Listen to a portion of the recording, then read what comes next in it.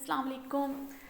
आप लोग हैं मेरे चैनल ड्रामेटिक नावल्स बाय नूर आसिफ और आप लोग जो इस टाइम नावल पढ़ रहे हैं उसका नाम है रमज़ इश्क।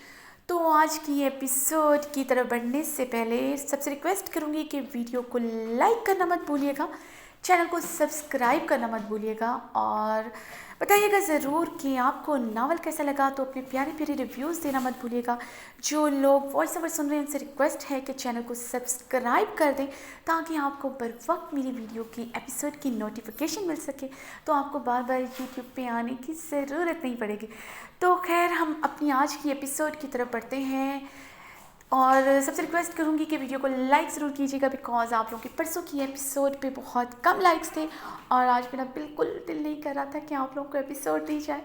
तो खैर ये तो मैं ऐसे ही कह रही हूँ बिकॉज़ मेरी तबीयत बिल्कुल ठीक नहीं है और फिर भी मैंने लॉन्ग एपिसोड लिखी और इस टाइम रात के 1 बजे से ऊपर हो गया है और ये मैं रिकॉर्ड कर रही हूँ वीडियो और फिर उसके बाद सेव होगी और उसके बाद मैं अपलोडिंग पे लगाऊंगी और इंशाल्लाह ताला आप लोगों को सुबह मिल जाएगी। तो रिक्वेस्ट करूँगी कि भाई ये वीडियो काफ़ी लॉन्ग है, तकरीबन 9000 से इसके ऊपर वर्ड्स हैं और 95 पेजेस पे ये वीडियो मुश्तमिल है और थोड़ी सी राइटिंग मैंने छोटी रखी होती है और इसकी वजह से मेरे एक पेज पे काफ़ी वर्ड्स आते हैं। तो बराए मेहरबानी मेहनत का रिवार्ड ऐसे दे दिया करें। 4K लाइक्स दे सकते हैं आप, लेकिन आपने पिछली एपिसोड पे 2K लाइक्स दी थी और एक दफ़ा पहले भी आपने 2K लाइक्स दिए थे। तो फिर हम अपनी आज की एपिसोड की तरफ बढ़ते हैं। इस दुआ के साथ जा रहे हैं, हंसते रहें, मुस्कुराते रहें, खुश रहें, आबाद रहें और सबसे बढ़कर दूसरों के चेहरे पर भी मुस्कुराहटें बिखेरते रहें। रमज़ इश्क तहरीर नूर आसिफ के 64। जहरान खानज़ादा सुर्ख तने हुए नकोश के साथ रैश ड्राइविंग कर रहा था। थोड़ी देर तक शाम के साए गहरे हो जाने थे। इस वक्त सवात की सड़कों पर ड्राइविंग करना और ख़तरनाक हो जाना था। वो अकेली गाड़ी लेकर निकल गई थी। यहाँ की सड़कों पर अब्रिश के लिए ड्राइव करना यकीनन मुश्किल होगा। उसके साथ कोई भी हादसा पेश आ सकता था। वह ज़ात के आदमी भी इर्द गिर्द थे। अगर उन्हें ज़रा भी खबर हो गई तो उससे आगे का सोच कर ही ज़रान का दिमाग आतिश फशां मादे की तरह फट रहा था। उसका पूरा वजूद आग का गोला बना हुआ था जो आज किसी कीमत पर ठंडा नहीं हो रहा था। ज़रान ने गुस्से से गाड़ी की स्पीड ख़तरनाक हद तक बढ़ाई थी। उसके गार्ड्स की गाड़ी इस वक्त दूसरे रास्ते पर थी जहां ब्रिज के होने के अमकानात हो सकते थे। इस तरह रुहाब मलक भी डिफरेंट रास्ते पर अपने आदमियों के हमरा अब्रिश की गाड़ी को ढूंढ रहा था। वो किस तरफ गई है उसे अंदाज़ा नहीं था, ना ही अब्रिश को इधर की सड़कों और रास्ते से वाकफियत थी। इसलिए उसने अपने आदमी को मुख्तलिफ रास्तों पर अब्रिश के पीछे रवाना किया था। वो खुद यहाँ से इस्लामाबाद जाने वाले रास्ते की तरफ जा रहा था। यकीनन वो इस्लामाबाद की तरफ गई है, ज़रान ने इस्तरारी कैफियत में सोचा, मगर उसकी बीवी उल्टी खोपड़ी की थी। वो कहीं भी जा सकती है, सीधी बात और सीधे रास्ते से उसका क्या काम। ज़रान खानज़ादा ने जबड़े भींचते स्टेयरिंग पर अपने आनी हाथों की गिरफ्त मजबूत करते हुए इस्लामाबाद के ऑपोजिट जाने वाले रास्ते की तरफ गाड़ी घुमाई थी।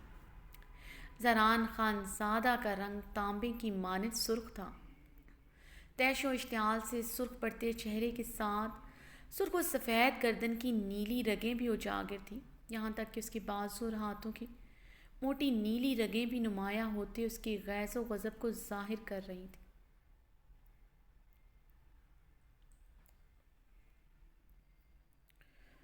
रगों में बहता खून लावे की मानद उबल रहा था। अब्रिश इस टाइम सवात की सड़कों पर अकेली थी। उसके साथ कुछ भी हो सकता था। ये सोच सोच कर उसकी दिमाग की रगें दहकते हुए अलाव की मानद भड़क रही थी। वो नहीं जानता था वो क्या करेगा। अब्रिश उसे मिल गई, वो उसे ज़िंदा छोड़ेगा भी या नहीं।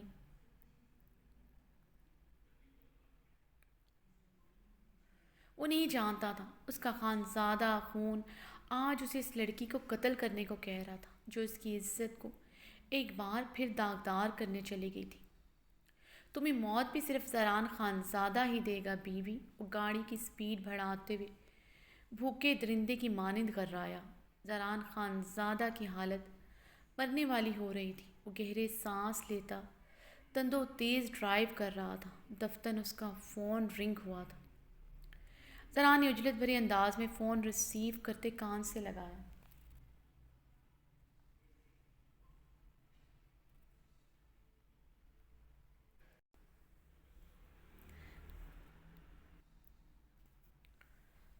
وہ ملی کیا؟ وہ فون اٹھاتے بے تابی اور پریشانی سے بولا، سر لینڈ سلائیڈنگ کی وجہ سے ہم لوگ پھنس چکے ہیں، ہم آگے نہیں جا سکتے۔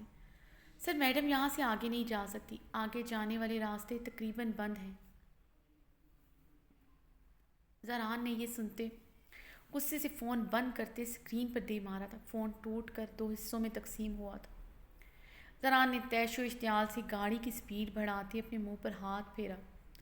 ابرش تمہاری جان میں اپنے ہاتھوں سے لوں گا۔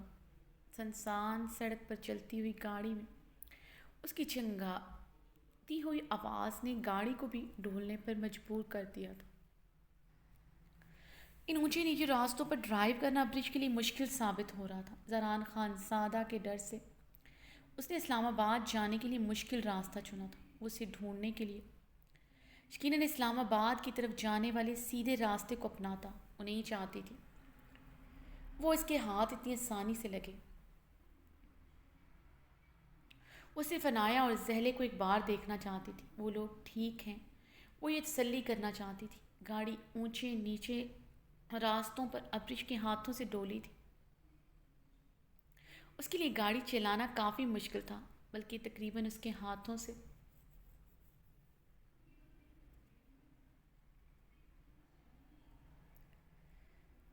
ہاتھوں سے کنٹرول نکل رہا تھا۔ ابرش بہتے آنسوؤں سے ڈرائیو کر رہی تھی۔ یکدم گاڑی بری طرح لڑکھڑائی۔ سڑک ایک جگہ سے ٹوٹی ہوئی تھی۔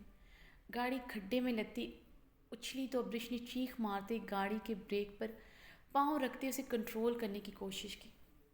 گاڑی کے ٹائر پوری طرح چرچراتے ہوئے رک گئے تھے۔ ابرش گہرے سانس لیتے خوف زدہ نظروں سے سڑک کو دیکھ رہی تھی۔ اس کی گاڑی سڑک کے ایک طرف گہری کھائی کے کارنر پر آ ہی رکی تھی۔ اگر وہ بروقت بریک نہ لگاتی اس کی گاڑی یقیناً کھائی میں جا گرتی۔ اس نے گہرے سانس لیتے گہری کھائی کو دیکھا جو بہت خوفناک منظر پیش کر رہی تھی۔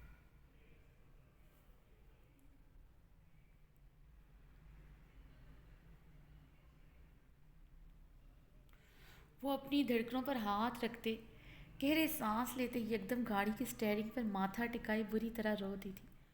کیوں زران خان زادہ، کیوں تم نے میری اتنی زندگی مشکل بنا دی ہے؟ کیوں؟ وہ اسٹیئرنگ سے سر اٹھاتے چیخی تھی۔ کافی دیر تک روتی رہی تھی۔ اس کی ہمت نہیں ہو رہی تھی ڈرائیو کرنے کی، بہت خوفزدہ ہو چکی تھی۔ ابرش نے گہرے سانس لیتے گاڑی سٹارٹ کرتے بیک کی۔ وہ ہر حال میں آج اپنی فیملی سے ملنا چاہتی تھی۔ وہ اتنی آسانی سے ہمت نہیں ہار سکتی تھی۔ اس نے جان پر کھیل کر یہ رسک لیا تھا۔ جانتی تھی زران اس کے کیے کی سزا بہت بری دے گا، مگر اب وہ جو مرضی سزا دے اسے پرواہ نہیں تھی۔ اسے اس وقت صرف اپنی فیملی کی پرواہ تھی۔ 6 سال کی تھی جب عنایہ پیدا ہوئی تھی۔ ذہن کو شدید قسم کے دورے پڑتے تھے۔ اسے دنوں ہوش نہیں رہتا تھا۔ عنایہ کو اس نے تقریباً 6 سال کی عمر سے پالا تھا۔ آہل اس سے 1 سال چھوٹا تھا، مگر اسے خود سے بہت چھوٹا لگتا تھا۔ اس کی اسٹڈی کے لیے اس نے اپنی اسکولنگ چھوڑ کر 14 سال کی عمر سے جاب کرنا شروع کر دی تھی تاکہ اس کی فیملی کو کوئی پرابلم نہ ہو۔ پچھلے 3 مہینوں سے اس کی فیملی کے بارے میں ذرا خبر نہیں تھی۔ وہ لوگ زندہ ہیں بھی ہیں یا نہیں وہ نہیں جانتی تھی۔ ابرش گاڑی چلاتے ہوئے بے تحاشا رو رہی تھی۔ زران خان زادہ اس سے محبت کا دعوے دار تھا، مگر اس کی تکلیف درد نہیں سمجھتا تھا۔ 3 ماہ کا عرصہ جس میں وہ کمرے میں ایک نکارہ وجود کی طرح پڑی رہی، اس نے اس کی طرف دیکھا بھی نہیں تھا۔ کتنی اذیت و تکلیف کا عرصہ تھا اس کے لیے۔ جب ان 3 ماہ کی گزری ہر رات میں وہ تنہا بیڈ پر چیخیں مار مار کر روتی رہی، مگر وہ اس کے پاس نہ تھا۔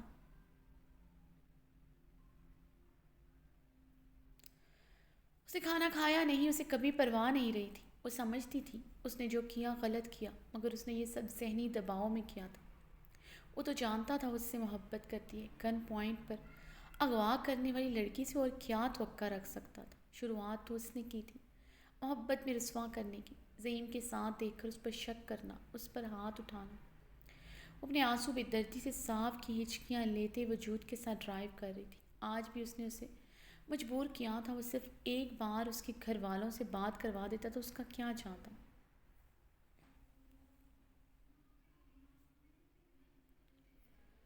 فون پر بات کروانا اتنا مشکل تو نہیں تھا، وہ کچھ تو چھپا رہا تھا اس سے، کہیں اس کی فیملی مصیبت میں تو نہیں، یہی سوچ نے آج اسے ہوٹل کے بند کمرے سے نکلنے پر مجبور کر دیا تھا۔ ابرش بری طرح روتے ہوئے گاڑی چلا رہی تھی، دفتن اس کی نظر بیک مرر سے اپنے پیچھے آتے جیپ پر پڑی۔ کالے رنگ کی جیپ جو تھوڑی دیر پہلے تک یہاں کہیں نہیں تھی مگر اب کچھ وقت سے اس کا پیچھا کر رہی تھی۔ وہ جیپ چاہتی تو اس کی گاڑی سے آگے نکل سکتی تھی، مگر وہ بہت آہستگی سے اس کی طرف بڑھ رہی تھی، جیسے اس کا پیچھا کر رہی ہو۔ ابرش کی چھٹی حس نے اسے کچھ غلط ہونے کا احساس دلایا تھا۔ وہ کافی آہستگی سے گاڑی چلا رہی تھی، مگر خطرے کے احساس سے اس نے اپنی گاڑی کی سپیڈ بڑھائی تو اس کے پیچھے آتی گاڑی نے بھی اپنی گاڑی کی سپیڈ بڑھائی تھی۔ ان راستوں پر گاڑی چلانا اس کے لیے تو مشکل تھا، مگر اس کے پیچھے آتی گاڑی کی سپیڈ سے لگ رہا تھا ان کے لیے ان راستوں پر گاڑی چلانا کوئی مشکل نہ تھا۔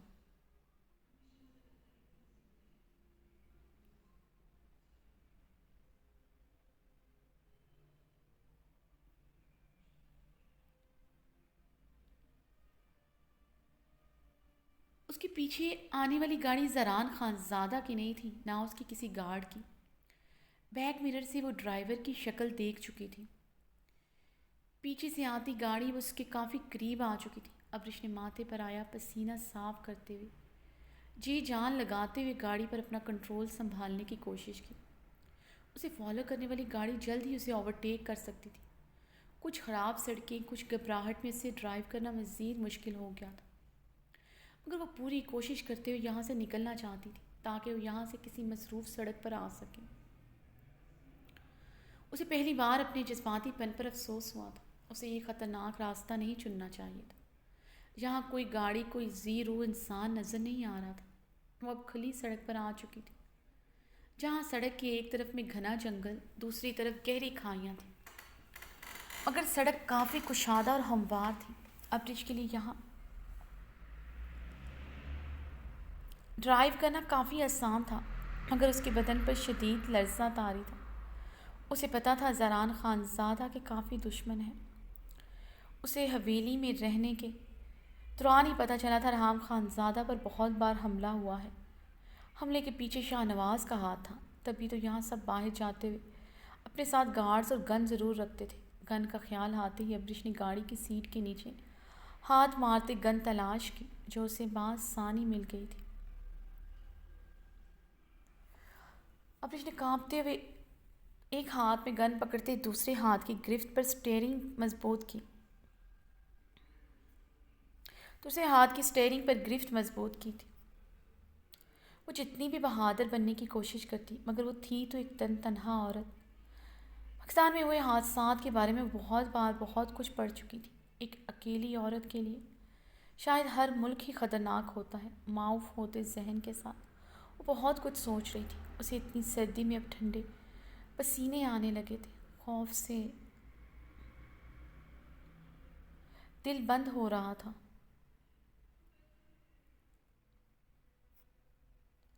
ایک دم اس کے پیچھے آتے جیپ نے اسے اوورٹیک کیا۔ ابرش کو مجبوراً بریک لگانی پڑی، ورنہ اس کی گاڑی بری طرح ان کی جیپ سے ٹکراتی۔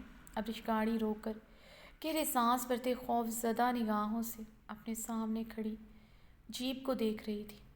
جیپ میں بیٹھے اونچے تگڑے گھنی مونچھوں داڑھی والے مرد اسے عجیب سی نگاہوں سے دیکھ رہے تھے۔ ابرش نے گاڑی سٹارٹ کرتے پیچھے کو کرنی چاہی، مگر اگنیشن میں لگی چابی اس سے گھوم نہیں رہی تھی۔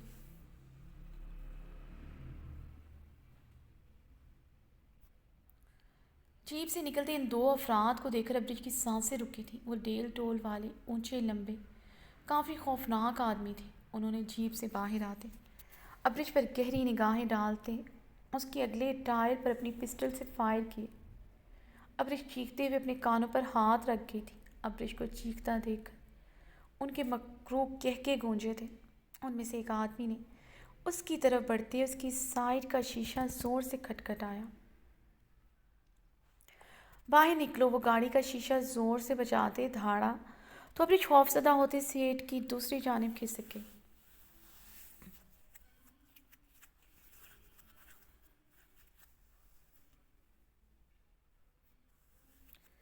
باہر آؤ ورنہ جب ہم تم کو گاڑی سے نکالیں گے تو تمہاری خیر نہیں۔ وہ اپنی گھنی مونچھوں پر ہاتھ پھیرتے بری طرح چل آیا تھا۔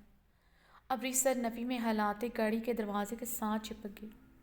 اس کے دوسرے ساتھی نے دوسری طرف سے شیشہ بجایا تو وہ خوف زدہ ہوتے بری طرح چیخی تھی۔ ابرش کی حالت دیکھتے دونوں کی مکروہ ہنسی رک نہیں رہی تھی۔ اسے جلدی باہر نکالو، اگر اس کا مرد آ گیا تو مشکل ہو جائے گا۔ خان کا حکم ہے آج رات اس خوبصورت حسینہ کو اس کے مہمان خانہ کا مہمان بنایا جائے۔ ایک آدمی اپنے دوسرے ساتھی کو آنکھ مار کر ہنسا تو ابرش نے کانپتے ہاتھوں سے نیچے گری ہوئی گن اٹھا کر ان لوگوں پر تانی۔ ابرش کے ہاتھوں کی کپ کپاہٹ دیکھتے وہ لوگ کہکے لگانے لگے۔ گن پر موجود اس کے ہاتھوں کی گرفت ہی بتا رہی تھی کسی اناڑی کے ہاتھوں میں ہے۔ وہ کہکے لگاتے ہوئے جس بری طرح اس کے دونوں اطراف میں کھڑے اس گاڑی کے دروازے کے شیشے بجا رہے تھے۔ ابرش کے ہاتھوں سے گن گر چکی تھی۔ وہ بے بسی کے احساس سے پھوٹ پھوٹ کر رو دی۔ عزت کے چھن جانے کے خوف سے وہ مرنے والی ہو گئی تھی۔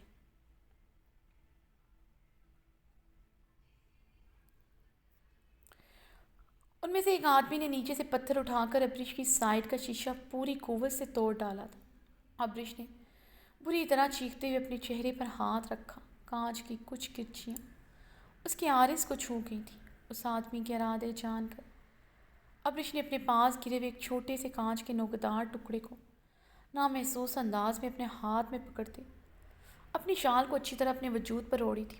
اس آدمی نے گاڑی کے ٹوٹے ہوئے شیشے کے دروازے میں ہاتھ ڈال کر لاک کھولتے ابرش کو کلائی سے پکڑ کر کھینچ کر باہر نکالا۔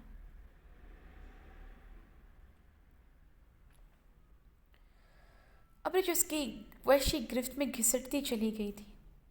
یہ تو گاڑی میں بیٹھی جتنی خوبصورت لگ رہی تھی باہر اور خوبصورت ہو گئی ہے۔ اس آدمی نے اسے اوپر چھت سے نیچے گھورتے ہوئے باقی سے کہا تو ابرش نے اپنے ہاتھ میں پڑے کانچ کے نوکیلے ٹکڑے کو اپنی مٹھی میں سختی سے دبوچا تھا۔ کانچ حویلی میں پیوست ہوتا اس کی ہتھیلی کو داغدار کر گیا تھا۔ اس نے ابرش پر گہری غلیظ نگاہیں گاڑتے اسے گاڑی کی بونٹ پر زور سے پٹکا تو ابرش منہ کے بل گاڑی کے بونٹ پر گری تھی۔ ابرش نے مضبوطی سے اپنی شال پر گرفت مضبوط کی۔ آج پہلی بار اسے چادر اور پردے کی ویلیو محسوس ہو رہی تھی۔ اس نے تو ہمیشہ زران کے غصے اور ڈر کی وجہ سے یہ چادر اوڑھی تھی، مگر آج اگر اس کے وجود پر یہ چادر نہ ہوتی وہ ان لوگوں کی حفظ زدہ نگاہوں سے کیسے خود کو چھپاتی۔ چادر سر سے اتر چکی تھی۔ براؤن سلکی بال کمر پر بکھرتے اس کے عارض کو چھو رہے تھے۔ ابرش نے سیتے ہوتے لرزتے ہوئے ان آدمیوں کو دیکھا۔ میں گاڑی سٹارٹ کرتا ہوں، اسے جلدی سے گاڑی میں ڈالو، اس کا مرد پیچھے آتا ہی ہوگا۔ ایک آدمی گاڑی کی طرف بڑھتے چیخا تھا۔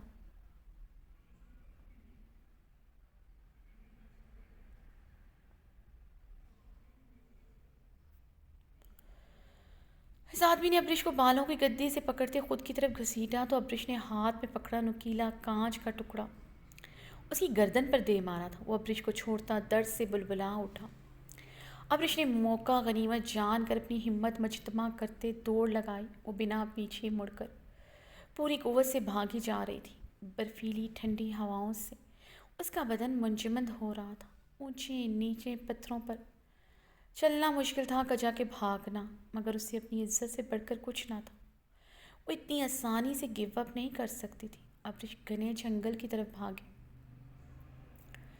وہ دونوں آدمی بھی اسے گندی گالیاں دیتے اس کے پیچھے ہی آ رہی تھی۔ ابرش پورے قوت سے بھاگے جا رہی تھی۔ پتھر سے ٹھوکر لگنے سے پتھریلی زمین پر اوندے منہ جا گری۔ نکیلے پتھروں سے بھری زمین پر ماتھا لگنے سے ماتھے سے خون بہنا شروع ہو چکا تھا۔ گھٹنا بری طرح چھل چکا تھا۔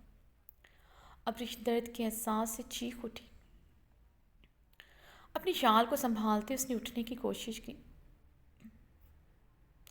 اپنے سامنے کھڑے ان دونوں آدمیوں کو دیکھ کر وہ خوف زدہ ہوتے زمین پر پیچھے کو گھسٹنے لگے۔ مجھے جانے دو، میں زران خانزادہ کی عورت ہوں، تم لوگ اسے نہیں جانتے، وہ تم لوگوں کو نہیں چھوڑے گا۔ ابریش پیچھے کو ہوتی چیخی تھی۔ ہم بھی بہزاد خان کے آدمی ہیں، وہ ابھی بہزاد خان کو نہیں جانتا۔ تمہارا بہن پر تو اس نے ترس کھا لیا ہے، مگر تم جیسی جوان خوبصورت عورت پر ترس نہیں کھائے گا۔ وہ آدمی ابریش کی طرف بڑھتے مکروہ ہنسی ہنسا تھا۔ ابریش نے ناسمجھی سے اس کی طرف دیکھا۔ وہ اتنی ڈری سہمی ہوئی تھی، اسے ان کی بات سمجھ نہیں آئی تھی۔ ابریش نے پیچھے کو ہوتے زمین پر پڑے چھوٹے سے پتھر پر اپنی گرفت جمائی۔ اگر آج یہ آدمی سے چھوتا، وہ اس پتھر سے اس کا چہرہ بگاڑنا چاہتی تھی، مگر وہ کسی قیمت پر خود کو ان کی ہوس کا نشانہ نہیں بننے دے سکتی تھی۔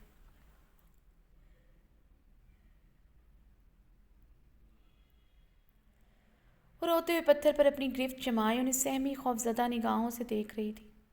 جس آدمی کی گردن پر ابریش نے کانچ کا نوکیلا ٹکڑا پیوست کیا تھا، وہ اپنی گردن پر ہاتھ رکھ کے پیچھے کھڑا ابریش کو خون خوار نظروں سے گھورا تھا۔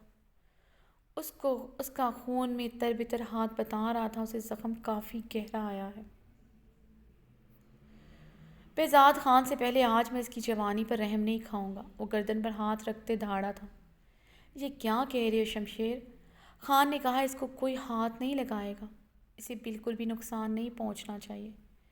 دوسرا آدمی اس کی بات پر گھورتا ہوا بولا، اس نے جو میرے ساتھ کیا ہے میں اسے آج نہیں چھوڑوں گا۔ شمشیر غراتے ہوئے ابریش پر جھکا۔ اس سے پہلے اس کا ناپاک وجود ابریش کو چھوتا، ابریش نے پوری قوت سے اس کے سر پر پتھر مارتے اس کے پہلو میں اپنی ٹانگ رسید کی تھی۔ وہ پہلے ہی زخمی تھا، درد سے بلبلاتا ہوا پیچھے کو جا پڑا۔ ابریش نے خود کو سنبھالتے اٹھنے کی کوشش کی۔ وہ شیر سی گراہل لیے اس کی طرف بڑھا۔ وہاں کھڑے دوسرے آدمی نے اسے گربان سے پکڑ کر زمین پر پٹکا تھا۔ کیا کر رہے ہو شمشیر؟ بہزاد خان تمہیں اور مجھے گولی مار دے گا، تم جانتے ہو اسے اچھی طرح۔ اس نے کہا اسے یہ لڑکی صحیح سلامت چاہیے، اس پر نظر ڈالنے والے کی وہ آنکھیں نکال دے گا، اس پر پڑی ایک ایک خروچ کی وہ تمہیں اور مجھے دردناک سزا دے گا۔ وہ اس کا گریبان دبوچے چیخا تھا۔ ابریش گہری سانس لیتے دونوں کو دیکھ رہی تھی۔ یہی موقع تھا۔ ابریش نے ان کی توجہ بھٹکتے دیکھ کر پوری قوت مجتمع کرتے اٹھتے جنگل کی طرف دوڑ لگا دی۔ بھاگ گئی۔ شمشیر ابریش کو بھاگتے دیکھ کر اسے گالی سے نوازتے چیخا تھا۔ ابریش بنا پوچھے پیچھے مڑے بھاگے جا رہی تھی۔ اس کا جوتا پیچھے ہی اتر چکا تھا۔ آسمان میں اب ہلکی ہلکی سیاہی اترنا شروع ہو چکی تھی۔ گھنے جنگل اور پتھروں کے بیچ وہ راستہ بناتے ہوئے نیچے کی طرف گہرائی میں اتر رہی تھی۔ وہ کس طرف جا رہی تھی اسے نہیں پتا تھا۔ وہ بس اپنی عزت بچانے کی خاطر ہر حد تک جا سکتی تھی۔ نیچے اترتے ہی سامنے ہی بہتا دریا تھا۔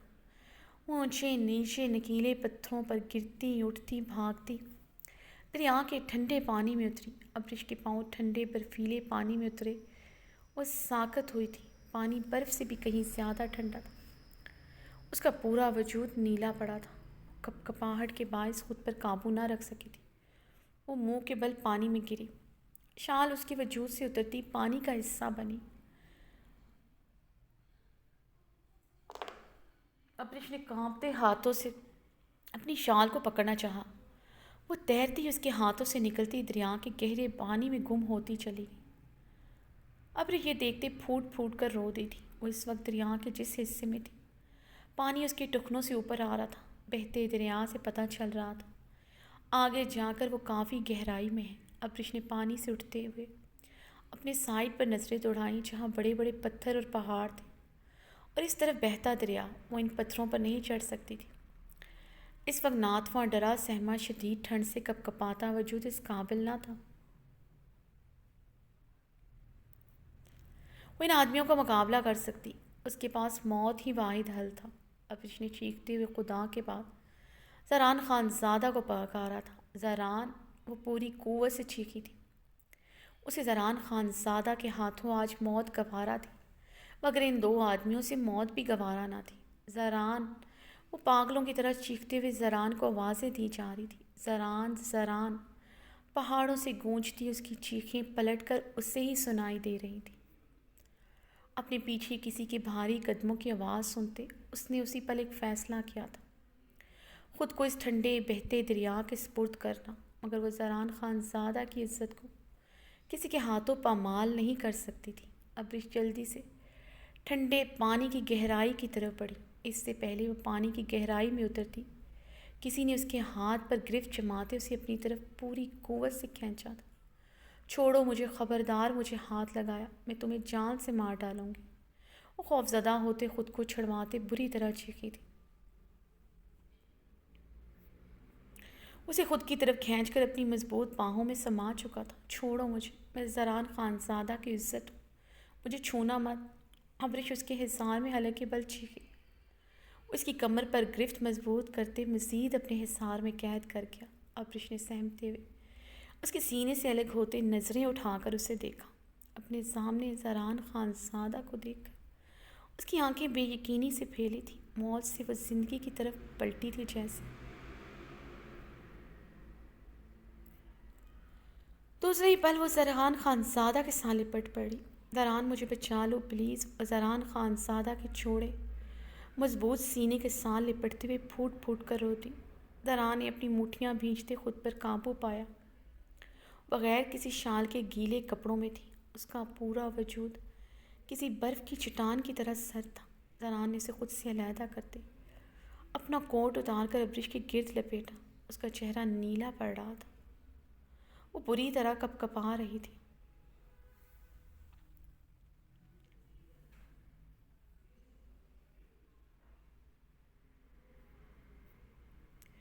زران نے اپنے مشتعل بھڑکتے اعصابوں پر قابو پاتے ابریش کے کانپتے وجود کو اپنے بازو کے حلقے میں لیا تھا، ورنہ وہی جانتا تھا اسے اس طرح بے پردہ دیکھ کر اس کے دل و دماغ پر کیا گزری ہے۔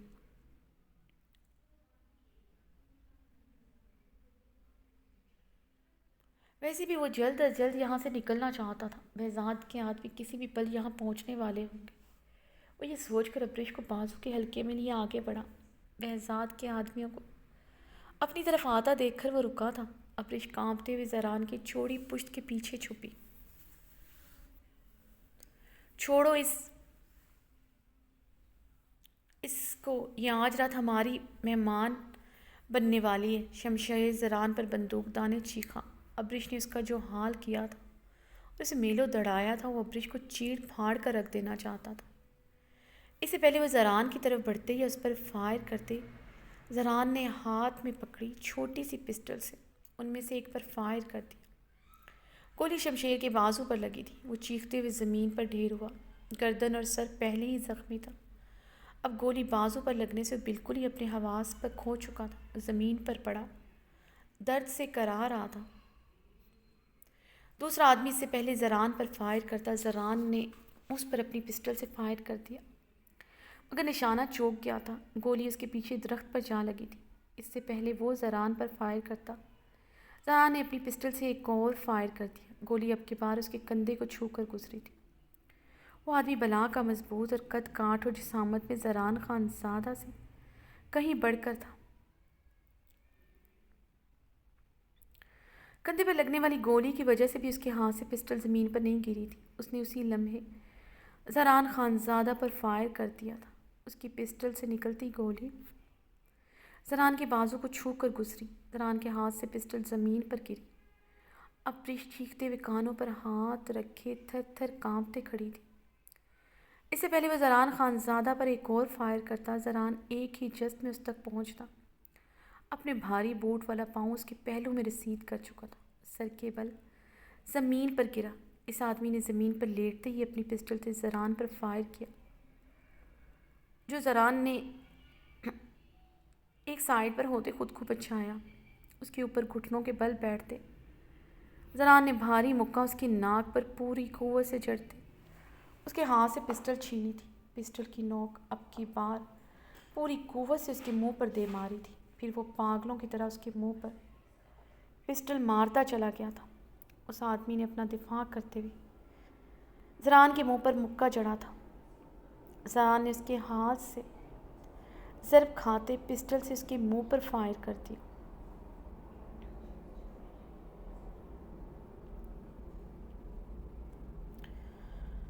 وہ اسی پل ساکت ہو چکا تھا۔ ابرش منہ پر ہاتھ رکھے اس آدمی کا مسخ خون میں لت پت چہرہ دیکھ رہی تھی جو زران خانزادہ نے پل میں بگاڑ کر رکھ دیا تھا۔ وہ ساکت ہو چکا تھا مگر زران اسے چھوڑنے کو تیار نہ تھا۔ زران خانزادہ اسے اس وقت کوئی جنونی لگ رہا تھا۔ زران نے اس کے اوپر سے اٹھتے دوسری آدمی کے زخمی وجود پر بھی کئی فائر کر دی تھی۔ وہ چیختا ہوا اسی پل ساکت ہو چکا تھا۔ ابرش ان آدمیوں کی حالت اور زران کا سرخ جنونی چہرہ دیکھ کر اب خوف سے چیخنا بھول چکی تھی۔ ان آدمیوں کے انجام کے بعد اسے اپنا انجام نظر آ رہا تھا۔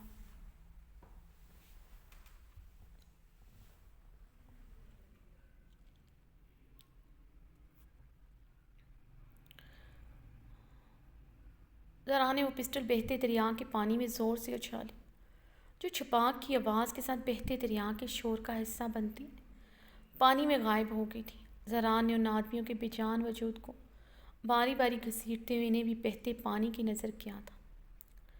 اس کی عزت پر ہاتھ ڈالنے والوں کا انجام اس سے بہتر نہیں ہو سکتا تھا۔ زران نے گہرے سانس لیتے ان کی لاشوں کو دریا کی گہرائی میں اترتے دیکھا۔ تمہارا بھی یہی انجام ہوگا بہزاد خان، وہ پوری قوت سے چیخا تو ابرش کو اپنا انجام قریب نظر آتے دیکھ کر آنکھوں کے آگے اندھیرا چھاتا ہوا محسوس ہوا۔ زران کا ایسا خوفناک روپ پہلے کہاں دیکھا تھا؟ زران نے آگے بڑھتے اپنی پسٹل اٹھا کر اپنی پاکٹ میں ڈالی اور بنا ابرش پر کوئی نظر ڈالتا اس کی کلائی پکڑتا اپنی گاڑی کی طرف بڑھا۔ ابرش اس کی وحشی گرفت میں اونچے نیچے پتھروں پر بے جان لاش کی طرح گھسیٹتی جا رہی تھی۔ کتنی بار اس کے قدم لڑکھڑائے تھے، وہ زمین بوس ہوئی تھی، مگر زران بنا کوئی رحم کھائے اسے گھسیٹتا لے کر جا رہا تھا۔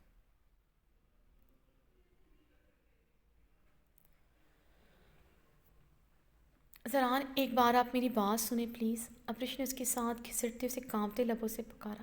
جواباً اس نے مڑتے اسے جن وحشت زدہ سرخ آنکھوں سے دیکھا تھا۔ ابرش کا پورا وجود اس سرد برفیلی رات میں برف کے گلیشیئر کی مانند جمع تھا۔ اتنی ٹھنڈک اسے برفیلے پانی میں اترتے محسوس نہیں ہوئی تھی جتنی زران خانزادہ کی لہو اتری آنکھوں میں دیکھتے محسوس ہوئی تھی۔ زران اسے گھسیٹتے ہوئے اپنی گاڑی کی طرف لایا، اسے پوری قوت سے گاڑی کی بونٹ پر پٹکا تھا۔ ابرش منہ کے بل بونٹ پر گرتے پھوٹ پھوٹ کر رو دی تھی۔ زران نے اس کی طرف بڑھتے اسے سیدھا کرتے اپنا بھاری ہاتھ اسے مارنے کے لیے اٹھایا، منہ پر دونوں ہاتھ رکھتے چیخ اٹھی تھی، زران مجھے مارنا مت پلیز، زران مجھے مارنا مت پلیز۔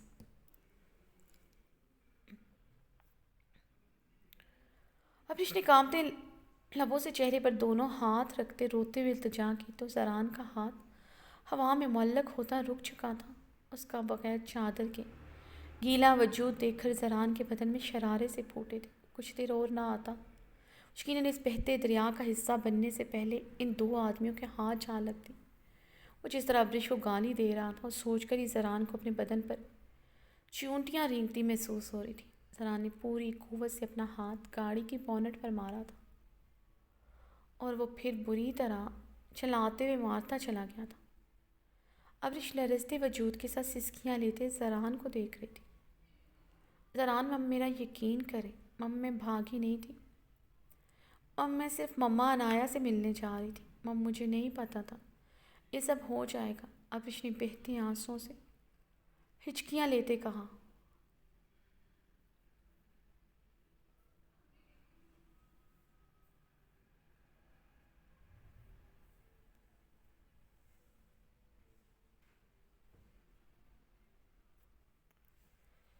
زران اس کی طرف بڑھتی، اس کی گردن دبوچتی، اسے گاڑی کی بونٹ کے ساتھ لگاتے اس پر جھکا۔ تمہیں صرف میری عزت کا جنازہ نکالنا تھا جو تم نکال چکی ہو، چاہے وہ میرے نکاح سے بھاگ کر نکالنا ہو یا پھر ہوٹل کے بند کمرے سے۔ ارے وومن، زران اس پر جھکی، اس کی گردن پر دباؤ بڑھاتے چیخا۔ ابرش خود کو چھڑواتے بری طرح ہلکان ہو رہی تھی۔ زران کے ہاتھ کی آہنی گرفت اس کی گردن پر بڑھتی جا رہی تھی۔ اس کی آنکھیں باہر کو ابل آئی تھی۔ مگر زران اسے چھوڑنے کو تیار نہ تھا۔ اس کا تو جی کر رہا تھا اپنی پسٹل کی تمام گولیاں ابریش کے سینے کے آر پار کر دے۔ اگر وہ صرف اس کی بیوی اس کی عزت ہوتی شاید وہ کر بھی گزرتا، اگر ابریش سے شدید محبت نے اس کے ہاتھ پیر جیسے باندھ رکھے تھے۔ زران نے اس کے بے جان وجود کو دیکھتے اسے چھوڑا۔ وہ اپنی گردن پر ہاتھ رکھتے بری طرح کھانستے ہوئے زمین پر گھٹنوں کے بل گر چکی تھی۔ زران کچھ لمحے اسے قہر بار نگاہوں سے گھورتا رہا، پھر اس کے ناتواں ہچکولے لیتے وجود کی طرف بڑھتے، اسے کلائی سے جکڑتے گاڑی میں ڈالا تھا۔ خود ڈرائیونگ سیٹ پر بیٹھتے گاڑی سٹارٹ کی۔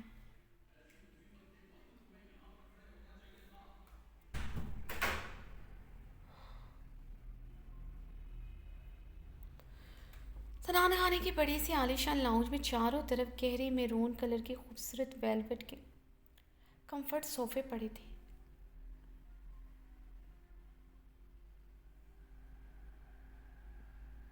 لاؤنج کی وسط میں آتش دان چل رہا تھا۔ عابر یلو کلر کے خوبصورت گرم پٹھانی فراک میں ملبوس تھی جس پر رنگ برنگے شیشوں اور دھاگے کا خوبصورت ورک ہوا تھا۔ یلو کلر کا خوبصورت سی لائٹ ویٹ پشمینہ شال اچھی طرح سر پر اوڑھی ہوئی، وہ پاؤں اوپر کیے بیٹھی تھی۔ اس وقت لاؤنج میں امینہ خانم، روزینہ خانم، ارحام خان زادہ اور ایک طرف بہاریں بیٹھی تھی۔ سمیع اللہ خان، درید خان، البت خان مردانے میں موجود کسی جرگے کا فیصلہ نپٹا رہے تھے۔ اسفندیار خان اس وقت اسٹڈی روم میں کوئی ویڈیو کانفرنس کر رہا تھا۔ جب سے ارحام خان زادہ کو قبیلے نے سرداری سے برخاست کیا تھا، وہ مردانے میں ہوئے کسی جرگے میں شریک نہیں ہوتا تھا۔ سمیع اللہ کے بارہا کہنے کے باوجود بھی اس نے جرگے میں شمولیت اختیار کرنا چھوڑ دی تھی۔ اسی اثنا میں درخشاں سب کے لیے قہوہ لے کر داخل ہوئی تھی۔ ارحام کی نظریں اپنی بیوی پر تھیں جو ابھی ابھی لاؤنج میں داخل ہوئی تھی۔ بلو کلر کی گرم سمپل سی ڈھیروں چنٹوں والے فراک میں ملبوس بڑی سی بلو کلر کی خوبصورت چادر سے اچھی طرح سر کے بال چھپائے ہوئے تھے۔ اسے کچن کی طرف جاتا دیکھ کر ارحان نے لب بھینچے تھے۔ اس وقت بہاریں، عابر سبھی لاؤنج میں بیٹھے تھے۔ اس کا کچن میں جانا ارحام کو بری طرح چھپا تھا۔ حور، وہ دفتر اسے پکار بیٹھا۔ جی، حور نے مڑتے ہوئے آہستگی سے کہا۔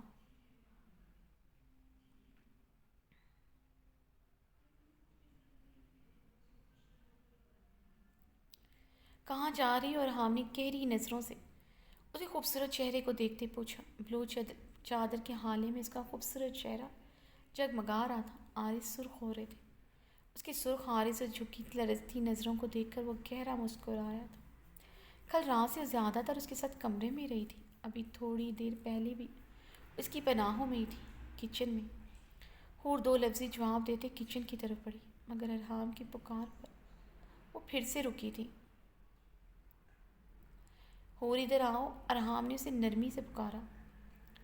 اس کی پکار میں نرمی محسوس کرتے حور کے چہرے پر حیرانگی نہیں ابھری تھی، کل سے اس سے کافی نرمی برت رہا تھا۔ اسے صبح صبح کچن میں بھی نہیں آنے دیا تھا، اسے اپنی نیند پوری کرنے کو کہا تھا اور کسی حد تک اس کے نازو اندام اٹھا رہا تھا۔ حور آہستگی سے چلتی ارحام سے تھوڑے فاصلے پر صوفے پر خاموشی سے بیٹھ گئی۔ اپنے اور اس کے بیچ فاصلہ دے کر ارحام کے ماتھے پر سلوٹوں کا جال بچھا تھا، یہ دوری سوئی کی مانند چبھی تھی۔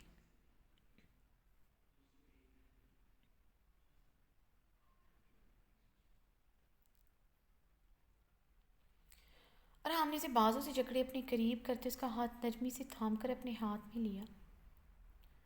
حور سب کے سامنے ارحام کی حرکت پر سرگلاب ہوئی تھی۔ لاؤنج میں سب کی نظریں ارحام خان زادہ اور حور پر ہی تھی۔ امینہ خانم ارحام کے چہرے پر حور کے لیے ڈھیروں محبت دیکھ کر مسکرا گئی تھی۔ ارحام کبھی بھی سب کے درمیان کھل کے اتنے قریب نہیں بیٹھتا تھا۔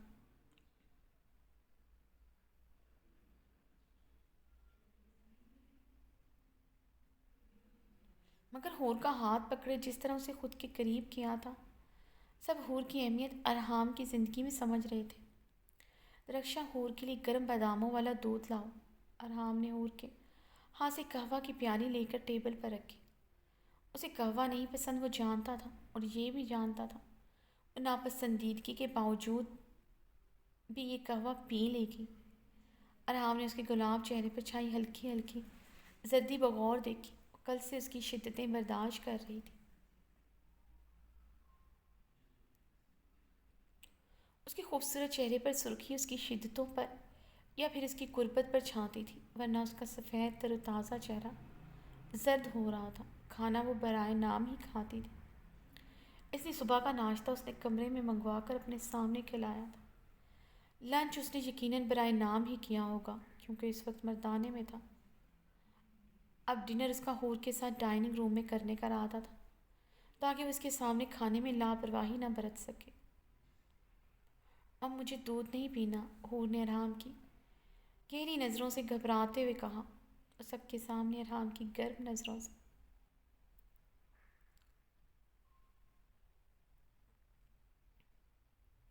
گرم نظروں کی تپش سے گھبرا رہی تھی۔ یہ پہلی مرتبہ تھا وہ نہ صرف اس طرح سب کے سامنے سے مخاطب کر رہا تھا بلکہ اسے گہری نظروں سے دیکھ بھی رہا تھا۔ وہ بند کمرے میں مقابل کی گہری نظروں سے سرخ پڑ جاتی تھی۔ اس طرح سب کے سامنے وہ شرم سے پانی پانی ہو رہی تھی۔ حور ارحام کے عارض پر سرخیاں گلتی دیکھ کر گہرا مسکرایا تھا۔ اس لڑکی کے چہرے پر اسے یہی رنگ پسند تھا۔ درخشاں حور کے لیے گرم دودھ لے کر آؤ۔ ارحام نے لاؤنج میں کھڑی درخشاں کو حکم دیا تو وہ جی لالا کہہ کر چلی گئی تھی۔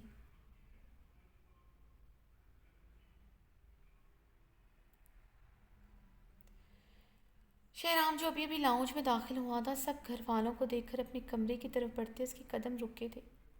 وہ اس وقت بلو جینز پر وائٹ شرٹ اور بلیک لیدر جیکٹ پہنے ہوا تھا۔ دراز قد اور کسرتی باڈی پر جتنی شلوار قمیض اچھی لگتی تھی، اس سے کہیں زیادہ جینز شرٹ میں پرکشش لگتا تھا۔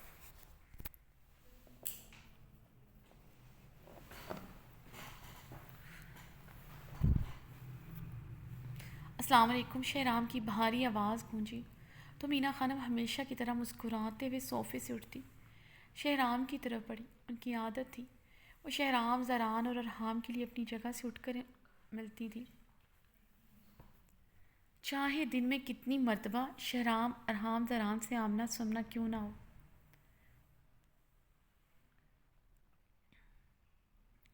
روایتی ماؤں کی طرح وہ اپنے ہر رشتے سے زیادہ اپنے بیٹوں کو اہمیت دیتی تھی۔ امینا خانم کو صوفے سے اٹھتے دیکھ کر شہرام جلدی سے ان کی طرف بڑھتے ان کے ہاتھ تھام کر ان کی ہتھیلیاں چومی تھی۔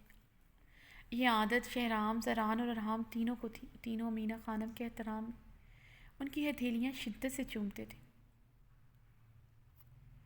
مینا خانم کی شدید اور محبت اور احترام کے نتیجے وہ بھی جواباً بھرپور احترام اور عزت دیتے تھے۔ کیسی ہیں مورے؟ شہرام نے انہیں سینے سے لگایا۔ میں ٹھیک ہوں شہرام، ماشاءاللہ، اللہ تم کو نظر بد سے بچائے۔ ہمارا سب بیٹا ایک سے بڑھ کر ایک ہے، خوبرو جوان۔ امینا خانم نے نظر بد کی دوا پڑھ کر پھونکتے ہوئے ارحام پر بھی دور سے حصار باندھا تھا۔ ان کے سامنے ہی سوڑ پر براؤن شلوار قمیض میں براؤن ہی مردانہ شال کندھوں پر ڈالے اپنی پرکشش، شاندار، روب دار پرسنالٹی کے ساتھ بیٹھا شہرام کو دیکھتے مبہم سا مسکرا رہا تھا۔ السلام علیکم چچی۔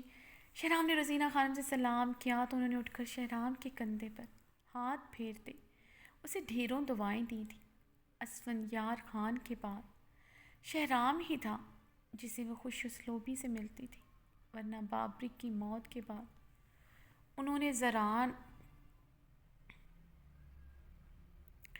اور ارحام سے تقریباً بات چیت چھوڑ دی تھی۔ جب بھی کبھی بات کرتی طنز اور زہر میں لپٹی بات کرتی جسے زران اور ارحام اگنور کر دیتے تھے۔ شہرام انہیں مل کر ارحام کی طرف بڑھا۔ ارحام صوفے سے اٹھتے اسے بغل گیر ہوا۔ بہت مصروف ہو گئے ہو شہرام، نظر ہی نہیں آتے، میں کل سے آیا ہوں مگر تمہاری شکل آج دیکھ رہا ہوں۔ ارحام نے شہرام سے الگ ہوتے اسے گھورتے ہوئے لتاڑا تھا۔ پچھلے ایک ہفتے سے حویلی نہیں آ رہا تھا، یہ اسے مینا خانم سے پتہ چلا تھا۔ لالا، میں مصروف نہیں بلکہ آپ اپنے کمرے کو پیارے ہو گئے ہیں، مردانے میں اور یہاں اب کم ہی ملتے ہیں۔ شہرام نے حور پر ایک نظر ڈالتے شرارتی لہجے میں کہا تو حور کا رنگ سرخ پڑا تھا۔ اس صوفے پر بیٹھی اپنی انگلیاں شرمندگی سے چٹکانے لگی۔ ارحام کل سے کمرے سے کم ہی نکلا تھا۔ ساتھ میں اسے بھی کمرے میں محسور کر کے رکھا تھا. اسے خود اس سچویشن سے شرم آ رہی تھی مگر ارحام نے اسے کمرے سے نکلنے ہی نہیں دیا تھا. حور کا چہرہ سرخ پڑتے دیکھ کر ارحام نے شہرام کو سرد اور تنبیہ نظروں سے گھورا. ارحام کا سرد سنجیدہ چہرہ دیکھ کر شہرام اپنی مسکراہٹ لبوں میں دبا گیا تھا. لالا میں مذاق کر رہا تھا. شہرام نے ارحام کے سنجیدہ تاثرات کو دیکھتے جلدی سے وضاحت دی. ارحام خانزادہ کا کافی روب تھا شہرام و زران پر. وہ دونوں کافی ڈرتے تھے جس میں زیادہ ارحام خانزادہ کا احترام شامل تھا. آئندہ احتیاط کرنا، مجھے اس طرح کا مذاق پسند نہیں. ارحام نے شہرام کو سخت نظروں سے گھورتے کہا. جی لالا.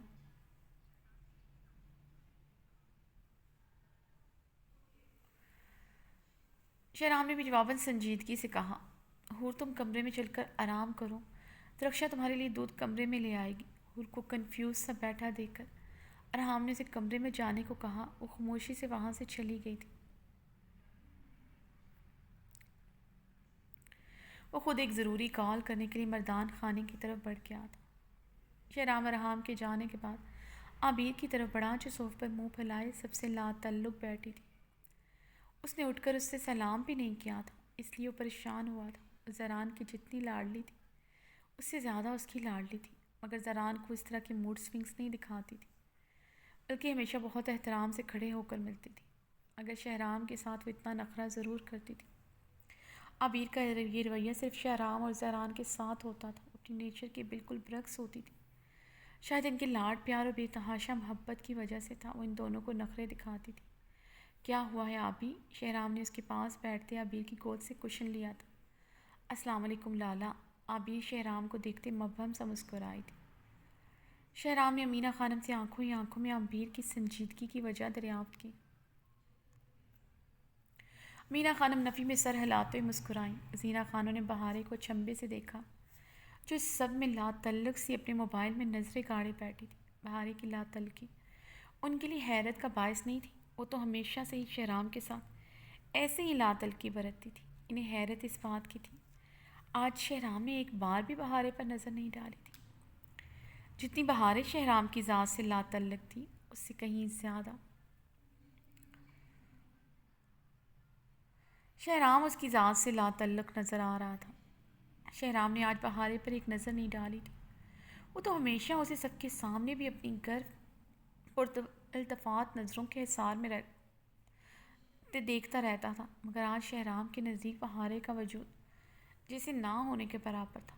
انہیں اب بہارے کی اجنبیت اور لا تعلقی بھرے رویے پر غصہ آ رہا تھا.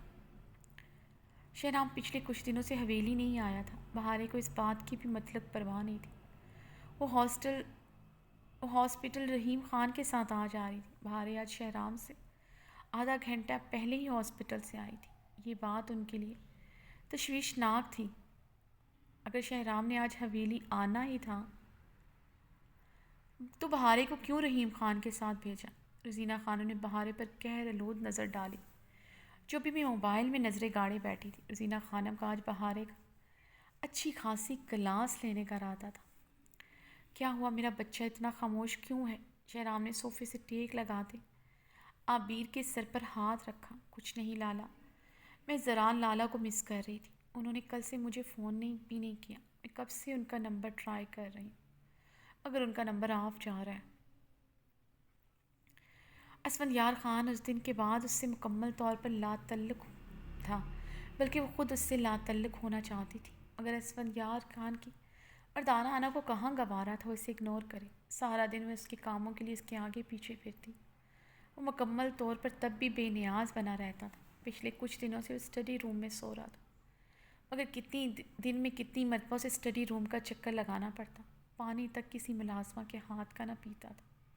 وہ اسٹڈی روم میں اس کی کافی کھانا لے کر جاتی اور تب بھی اس کی طرف ایک نظر اٹھا کر نہیں دیکھتا تھا.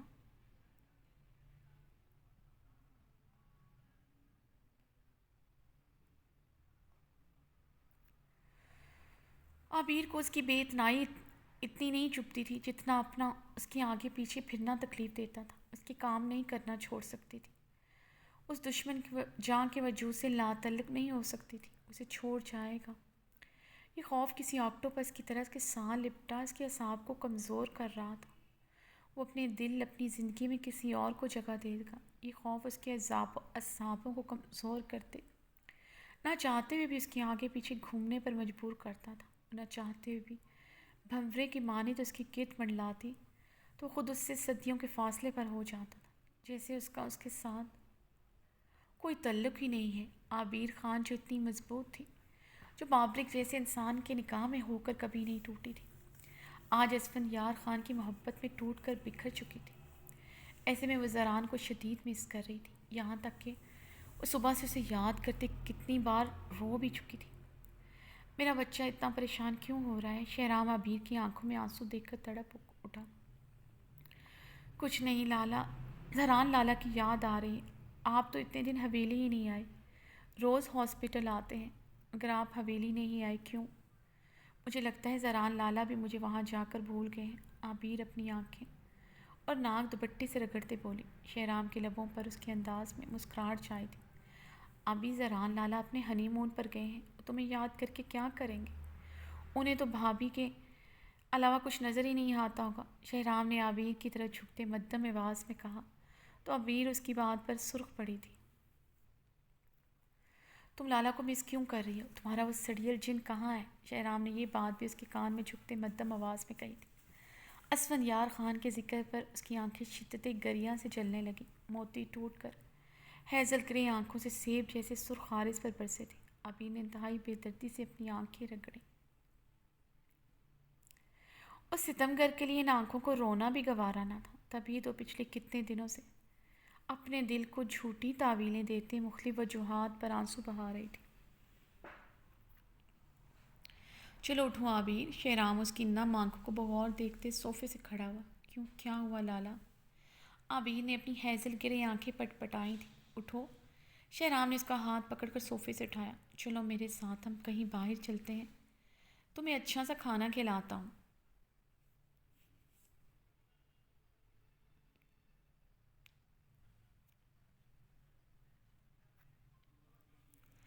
لیکن لالا باہر بہت سردی ہے، عابر ہچکچائی تھی۔ جانتی تھی اسفندیار خان اس کا باہر جانا برداشت نہیں کرے گا۔ سردی ہے تو کیا ہوا، گرم علاقوں سے ٹورسٹ یہاں آ کر انجوائے کر رہے ہیں، اور پہاڑوں میں رہنے والی لڑکی اتنی سی سردی سے گھبرا رہی ہے۔ شہرام نے عابر کو گھورا تھا۔ شہرام وہ ٹھیک کہہ رہا ہے، اس کو رہنے دو، وہ جا کر کیا کرے گا؟ مینا خانم نے بیچ میں مداخلت کی تھی، اپنے داماد کا مزاج اچھی طرح جانتی تھی۔ شہرام، امینا خانم اور عابر کا گریز کچھ سمجھ چکا تھا۔ بے شک وہ حویلی نہیں آتا تھا، مگر معاملے کی باریکیوں کو بہت حد تک سمجھتا تھا۔ عابر پر اس سے زیادہ اسفندیار خان کا حق ہے۔ وہ یہ سوچ کر خاموش ہو جاتا تھا، مگر عابر کا رونا اسے کافی مشتعل کر چکا تھا۔ وہ چھوٹی چھوٹی باتوں پر رونے والی لڑکی نہ تھی۔ عابر، اپنی چادر اندر سے لے کر آؤ، ہم باہر چل رہے ہیں۔ شہرام کا لہجہ اب کی بار دھکم بھرا اور سرد تھا۔ عابر نے بے بسی سے شہرام کو دیکھا۔ اس کا سرد سنجیدہ چہرہ بتا رہا تھا وہ اپنی بات سے پیچھے نہیں ہٹے گا۔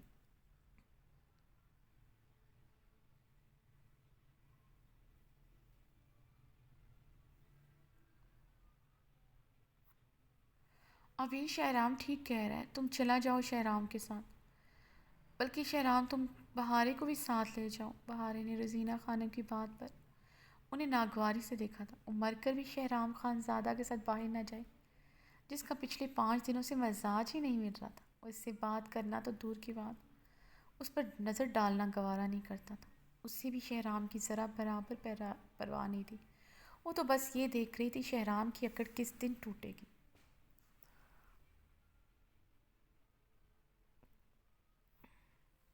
وہ تنک کر انکار کرنے ہی لگی تھی، دفتن شہرام کی سرد اور بھاری آواز گونجی۔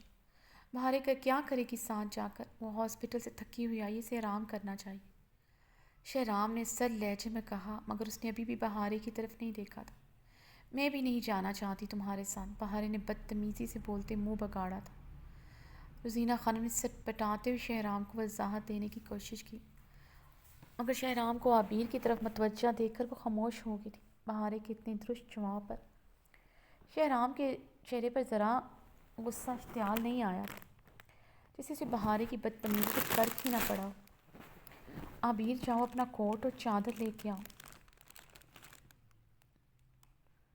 شہرام نے اسے اب کی بار نرم لہجے میں حکم دیا۔ عبیر گہرا سانس لیتے اپنے کمرے کی جانب بڑھی۔ عبیر کہیں نہیں جائے گی۔ اسفندیار خان کی سرد آواز پر عبیر کے بڑھتے قدم رکے تھے۔ شہرام نے لب بھیجتے عبیر کو کلائی سے پکڑے اپنے بازو کے حلقے میں لیا۔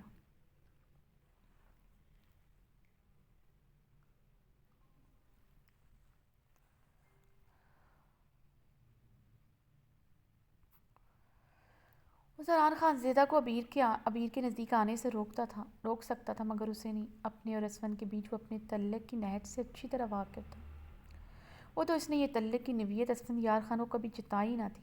عبیر میرے ساتھ جائے گی، شہرام نے اٹل لہجے میں اسفند کو گھورتے اپنا فیصلہ سنایا۔ یہ دیکھتے امینہ خانم اور رزینہ خانم صوفے سے اٹھی۔ رزینہ خانم پریشان ہوئی تھی۔ شہرام کی جگہ زران ہوتا تو انہیں بالکل فرق نہ پڑتا، مگر آج مقابل شہرام خانزادہ تھا، جنہوں نے ان کی بیٹی کو پھولوں کی طرح رکھا ہوا تھا۔ اسفند نے قہربار نگاہوں سے اپنی بیوی کو گھورا، جو اپنے بھائیوں کے گلے کا ہار بنی پھرتی تھی۔ اپنے بھائیوں کی موجودگی میں اس کی ساری میچورٹی اور سمجھداری پتہ نہیں کہاں غائب ہو جاتی تھی، ایک چھوٹی سی بچی کی طرح ایکٹ کرتی تھی۔ اسفندیار خان نے جھنجھلاتے ہوئے اپنی گھنی پیٹ پر ہاتھ پھیرا۔ اسے لگا تھا اسے زران کے نزدیک برداشت نہیں کر سکتا۔ آج محسوس ہوا تھا وہ اسے کسی کے بھی قریب برداشت نہیں کر سکتا تھا۔ اس نے جلتی نگاہوں سے عبیر کو شہرام کے پہلو سے لپٹے دیکھا۔ یلو فراق اور دوپٹے میں کندن کی طرح دھمک رہی تھی۔ کتنے دنوں سے اس کی چاند جیسے ٹھنڈے کرنوں جیسے دعادشاہ روپ سے نظریں چرا رہا تھا۔ اس کی روح پرور کستوری خوشبو اپنے گرد محسوس کرتے بھی اس کی ذات اور اس کے روپ سے نظریں چرا جاتا تھا۔ اس پر ایک نظر نہیں ڈالتا تھا، مگر آج اسے شہرام کے ساتھ لپٹے دیکھ کر وہ نظر انداز نہیں کر سکتا۔ اس ساحرانہ آنکھوں والی لڑکی پر نظر ڈالنے کی دیر تھی، دل پہلو میں جیسے دھڑکنا بھول گیا تھا۔ اس پر ستم یہ تھا، سامنے کھڑی لڑکی نے اس دوران ایک نظر بھی اس پر نہیں ڈالی تھی۔ اسفندیار خان یہی ایک چیز مقابل کی برداشت نہیں کر سکتا تھا، سامنے کھڑی گہری کانچ سی آنکھیں رکھنے والی لڑکی کی بے اعتنائی، سامنے کھڑا وجود اسے اپنی محبت، اپنے عشق میں ہر وقت جلتے تڑپتے چاہیے تھا۔ چلو عبیر، میرا بچہ، تم ایسے ہی چلو، اس چادر سے منہ ڈھک لینا۔ شہرام نے عبیر کے ماتھے پر نرمی سے اپنے لب رکھے تو اسفندیار خان بڑبڑ جلا تھا۔ اس کے سلگتے لب تڑپتے تھے اس کندن سے وجود کو چھونے کے لیے۔ کوئی اور کیسے اس کو چھو سکتا تھا؟ وہ اس طرح چھوٹی سی شال میں باہر جائے گی، یہ بھی بھلا کہاں گوارا تھا۔ ٹھیک ہے لالا، میں چلتی ہوں آپ کے ساتھ۔ عبیر اسفندیار خان کی موجودگی بالکل نظر انداز کرتے شہرام کے سینے کے ساتھ سر ٹکاتے بولی۔ اسفند کی برداشت یہاں تک تھی، وہ اس کی مزید اگنورنٹ برداشت نہیں کر سکتا تھا، نہ اسے کسی کے قریب دیکھ سکتا تھا۔ اسفند نے آگے بڑھتے عبیر کو بازو سے جکڑے شہرام کے حصار سے کھینچا۔ عبیر کٹی ہوئی ڈال کی طرح اسفندیار خان کے سینے سے آ ٹکرائی تھی۔ عبیر نے اسفندیار خان کے سینے سے سر اٹھاتے اس کی نیلی آنکھوں میں جھینکا۔ وہ اسے گہری نظروں سے دیکھتا مبہم سا مسکرا گیا تھا۔ اس کی گلابی مترم آنکھیں اس کے دل کا حال سنانے کے لیے کافی تھی۔ وہ اس کی بے اعتنائی پر جی بھر کر ماتم منا چکی ہیں۔ اسفندیار خان کے چہرے پر خود پسند شفاق مسکراہٹ آئی تھی۔ ابھی تو ان آنکھوں کو وہ رات بھر شفاق سزا دینے کا ارادہ رکھتا تھا، آج ان آنکھوں نے ذرا سی بے اعتنائی دکھا کر اس کے دل پر گہرا وار کیا تھا۔ اس کا دل زخمی پرندے کی مانند کچھ پلوں میں تڑپ چکا تھا، تڑپ کر رہ گیا تھا۔ اسفند عبیر کا سرخ ماتم چہرہ دیکھ کر استہزائیہ مسکرایا۔ اسفند اسے بازو سے جکڑے اپنے پشت کے پیچھے کرتے شہرام کے مد مقابل ہوا۔ عبیر میری بیوی ہے، اسے میں اجازت دوں گا تو وہ اس حویلی سے باہر قدم نکالے گی۔ مجھے مجبور مت کرو، میں اسے کمرے سے بھی باہر نکلنے نہ دو۔ اسفندیار خان نے شہرام کو گھورتے اس پر عبیر کے ساتھ اپنے تعلق کی نوعیت واضح کی تھی۔ یہی بات لالا میں آپ کی بہن کے لیے بھی کہہ سکتا ہوں، مجھے بھی مجبور مت کریں میں بہارے کے لیے کوئی سخت فیصلہ کروں۔ بہارے نے پہلی بار سٹ پٹاتے ہوئے شہرام کو دیکھا تھا، بلکہ وہ جلدی سے صوفے سے کھڑی ہوئی تھی، اگر شہرام نے اس دوران بھی بہارے پر کوئی نظر نہیں ڈالی تھی۔ بہارے میری بہن سے پہلے تمہاری بیوی ہے، میں سمجھتا ہوں اس پر تمہارا حق سب سے زیادہ ہے، تم اس کے لیے جو بھی فیصلہ کرو گے مجھے قبول ہوگا۔ اسفندیار خان نے شہرام کو جواب دیتے اسے دو ٹوک انداز میں پر باور کروایا تھا، وہ کسی قیمت پر اپنی بیوی پر اپنا اختیار ختم نہیں کرے گا۔ اسفندیار خان کی بات پر بہارے نے نم آنکھوں سے اسفندیار خان کو دیکھا۔ شہرام اسفندیار خان کو گھورتے لمبے لمبے ڈگ بھرتا وہاں سے چلا گیا تھا۔ اسفندیار خان عبیر پر سرد نظر ڈالے اس کا ہاتھ پکڑے سیڑھیوں کی طرف بڑھ گیا۔